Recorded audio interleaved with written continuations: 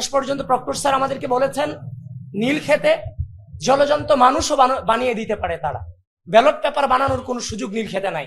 তাহলে proctor sir যেহেতু বলেছেন ব্যালট পেপার বানানোর সুযোগ নীল খেতে নাই, কিন্তু নীল খেতে সেরাতে যেহেতু ব্যালট পেপার পাওয়া গিয়েছে, এর সত্যতা মিলেছে, তাহলে বিশ্ববিদ্যালয় প্রশাসনকে এই ব্যালট পেপার কে ছাপিয়েছে, কারা এখানে ছিল, তার সম্পর্কে প্রপারলি তদন্ত করে এই জাতিকে এবং পুরো বিশ্ববিদ্যালয়কে তার সম্পর্কে জানানো এই বিশ্ববিদ্যালয়ের প্রশাসনের এখন প্রধানতম দায়িত্ব হয়ে পড়েছে বলে আমরা মনে করি।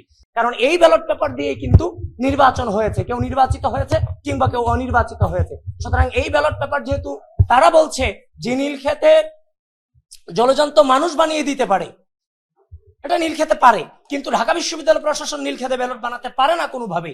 যেহেতু তিনি এটা বলেছেন, তাহলে আমরা আশা রাখছি তারা তদন্ত করে এই বিষয়ে যথাযথ উত্তর এবং তাদের অবস্থান আমাদেরকে জানাবে। এই ব্যালট কোথা থেকে ছাপানো হয়েছে, বিশ্ববিদ্যালয়ের ব্যালট কোন কোম্পানি থেকে ছাপানো হয়েছে, কি অবস্থায় ছিল, এবং গাউসুল আজম সেদিন কিভাবে ব্যালট গুলো পড়েছিল।